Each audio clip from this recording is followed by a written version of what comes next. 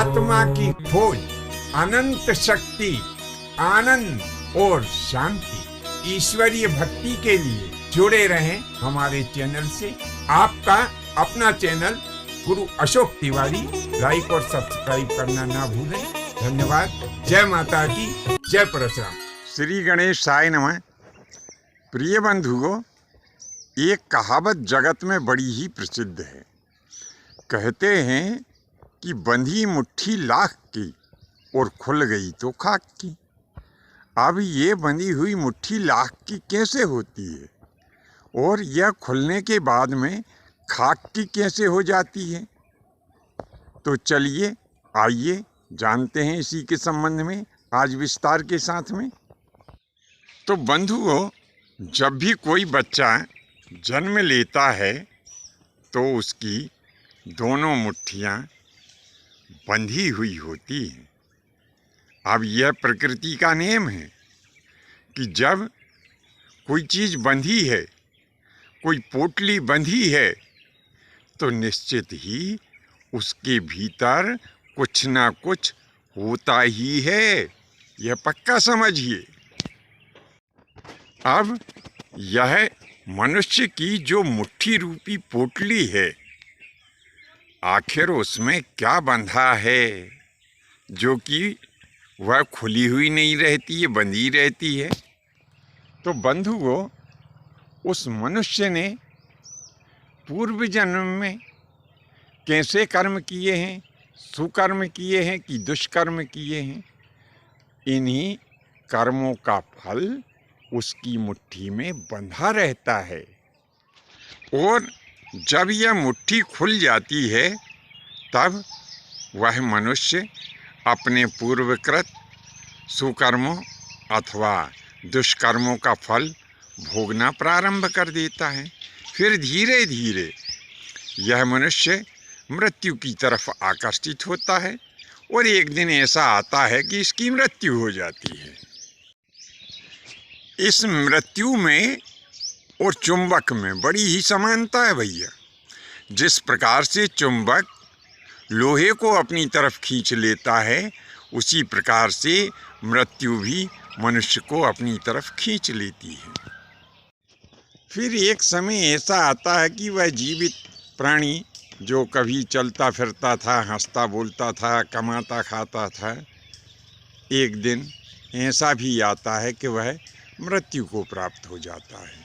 और जब वह मर जाता है तो उसके परिवार वाले क्या करते हैं कि उसको अपने कंधों पर लाद करके, यानी एक अर्थी बना करके, और उस अर्थी को अपने कंधे पे रख करके वे शमशान में ले जाते हैं और फिर उसे जला देते हैं। तो इसी को कहते हैं कि बंधी मुट्ठी लाख की और खुल गई तो खाक की। जब तक बंधी रही तब लाख की थी। लोग बाग जो है, जब वह बालक छोटा था, बड़ा स्नेह करते थे, उसे हाथों हाथ लेते थे, हैं, और जब वह मर गया तो उसे अपनों ने ही उसे जला दिया। तो यह बात बिल्कुल सत्य यहाँ पर हुई कि बंधी मुट्ठी लाख की और खुल गई तो खाक की। अब वह प्राणी जो जीवित था जब मर गया तो क्या होता है कि उसका सारा ऐश्वर्य, रुपया, पैसा, जमीन जायदाद, भाई बंधु, कुटुंब, कबीला, नाती पंती और पुत्र सब यहीं पर रह जाते हैं। उसके साथ में ये सांसारिक कोई भी वस्तु नहीं जाती, केवल ये दो जरूर जाते हैं। अब मरे हुए प्राणी के साथ में जाने वाले ये दो कौन कौन हैं? विचार करिए कि वो दो कौन कौन हैं जो मरे हुए प्राणी के साथ में जाते हैं। अब यदि आपको पता नहीं है भैया, तो हम आपको बताए देते हैं कि सर्वप्रथम उसने इस संसार में रह कर के लोगों से जो लिया है, यानी लोगों की जो बद्दुआएं ली है, जो लोगों से बुराइयां ली है, इन कुकर्म जनित पाप के दोष का जो फल है वह उसके साथ में जाता है। और दूसरा, उसने इस संसार को जो दिया है, इस संसार में रह कर के उसने जो जनहित के, लोकहित के और परोपकार के काम किए हैं, उन सुकर्मों से उत्पन्न जो पुण्य का फल है वह उसके साथ में जाता है। इसी संबंध में किसी कवि ने बड़ी ही सुंदर पंक्तियां कही हैं। कौन सी है वो पंक्ति?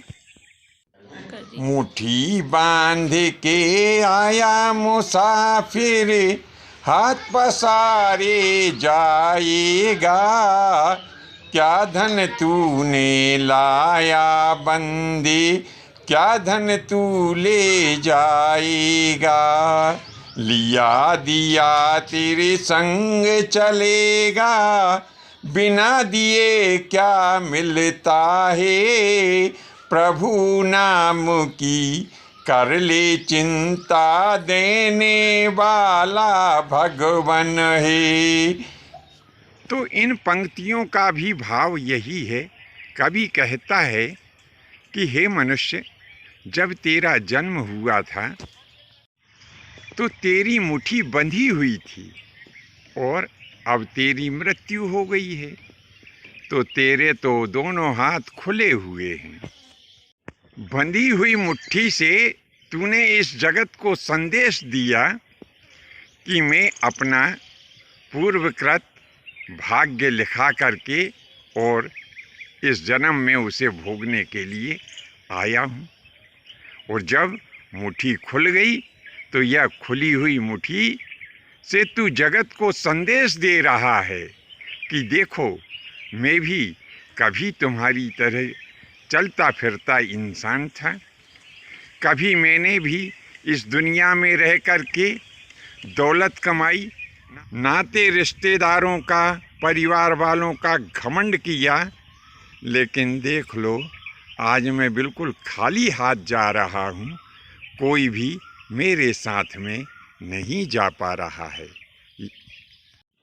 मैं बिल्कुल, ये देखो दोनों हाथ मेरे खाली हैं, मैं कुछ भी नहीं ले जा पा रहा हूँ।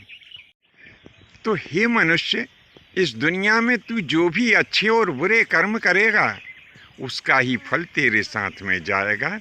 इस बात को ध्यान में रखते हुए हमें देश हित, समाज हित के कार्य करना चाहिए और ईश्वर का भजन करना चाहिए। इसी में हमारा कल्याण होता है। यदि तू समझता है कि इस जगत में आकर के देने वाला मैं हूँ, तो यह तेरी भूल है, क्योंकि ईश्वर ने तुझे जो ऐश्वर्य दिया है वह ऐश्वर्य इस विचार के साथ में दिया है कि इसे प्राप्त करके तू दीन दुखियों की, गरीबों की, असहाय की, मजबूरों की मदद करेगा। अरे तू तो एक माध्यम है, इसीलिए अपने दिल और दिमाग से यह बात निकाल दे कि मैं देने वाला हूँ। अरे देने वाला तो ईश्वर है। इन सब बातों का विचार करते हुए हमें सदैव अच्छे काम करना चाहिए और ईश्वर का स्मरण करना चाहिए। बंधुओं, यदि यह आज की विषय वस्तु आपको अच्छी लगी हो तो इसे अपने इष्ट मित्रों में भी प्रस्तुत करें, प्रेषित करें और जो आपके विचार हैं वे नीचे कमेंट्स बॉक्स में भी लिखने का कष्ट करें। आज के लिए बस इतना ही। शेष अगले भाग में नए विषय के साथ में आपकी सेवा में उपस्थित होंगे। आज्ञा दीजिए। धन्यवाद। जय माता की, जय परशुराम जी की।